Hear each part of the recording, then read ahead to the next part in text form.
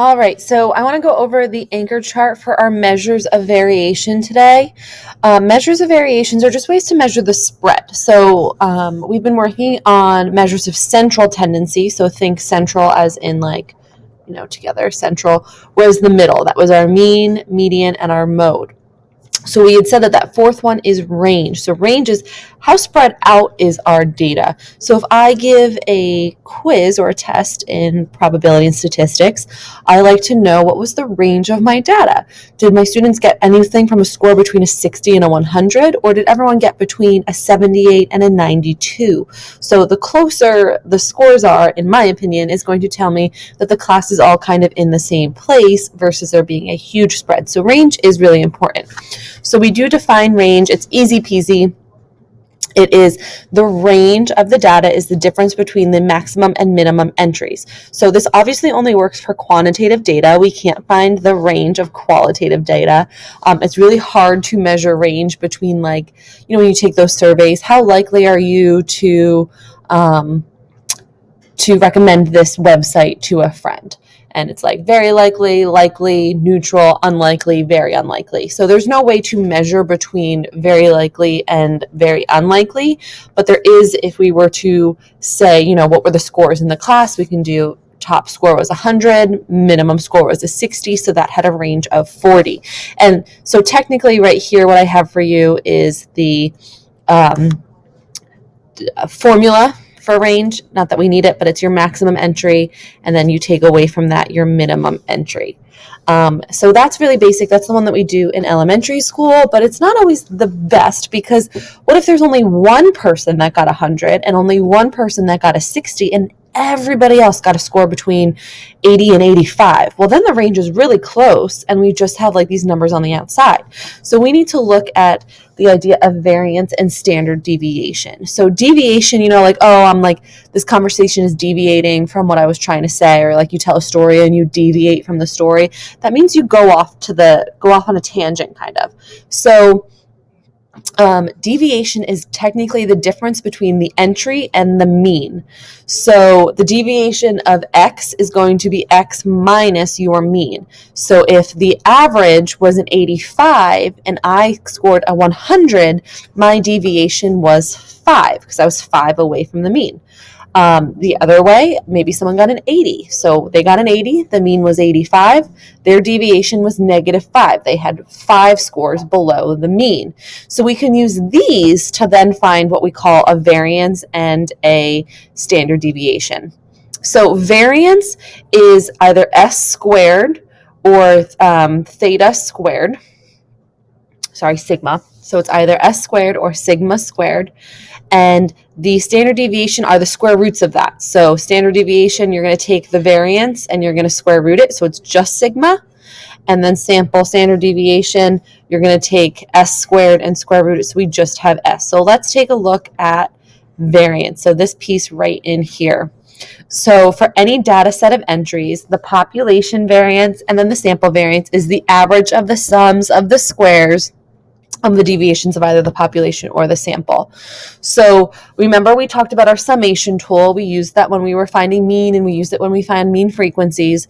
So sigma squared, variance of a population, is the sum of all the deviations squared. So again, maybe I got a 90, and I'm going to take that away from the mean. So this would be 5 squared. And then somebody else got an 80. So there would be -5 squared. And maybe somebody else got 100. So theirs would be 15 squared. You're going to add up all of those differences. And then you're going to divide it by n, where n is just the number of entries. So if there were 3 scores, we're going to divide it by 3. Me, you, and somebody else. We would divide it by 3.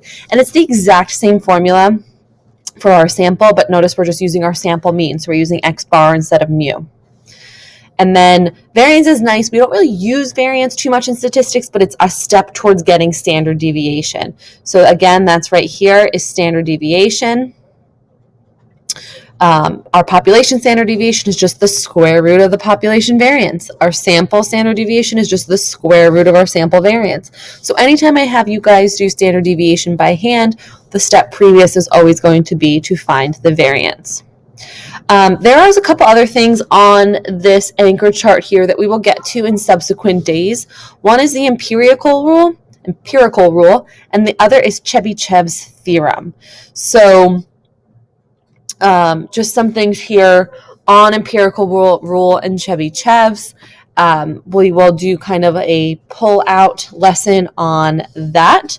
We also have coefficient of variation, which is going to be something that describes the standard deviation as a percent. So instead of saying that the standard deviation was 2.3, we're going to be able to use these little formulas here, which is just going to be your standard deviation divided by your mean, and then we're going to multiply that by 100 to get those percent of the means, the coefficients of our variations. We're just turning it into a percentage because that's something that more people understand.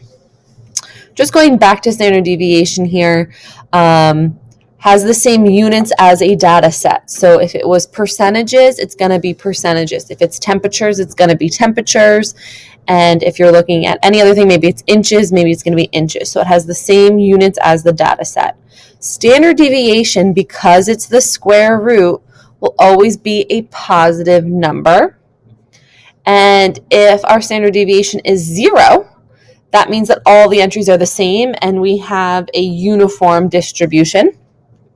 And then as our entries get further and further from the mean, your standard deviation is going to get larger. So again, if our mean was 85 and everyone in the class scored between an 80 and a 90, we're going to have a really nice, small, compact standard deviation.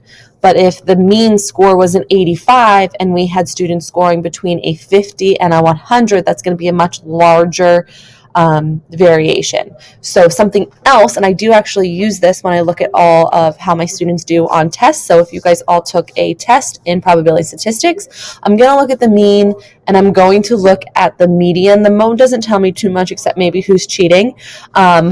So mean and median, definitely I look at. I like to look at the range, but if I take the time to find the standard deviation, that's really going to tell me how my students did. The smaller standard deviation, the better, because that's going to show us how close everyone did together, and then we just kind of have these outliers as we go across.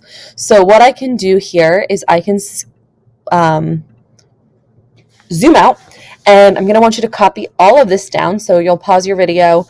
You're going to copy all this down, and then when you're ready, you'll click out, and we will talk about, as a class, how to find standard deviation and variance and range and some other stuff using Google Sheets. So pause and then turn it off.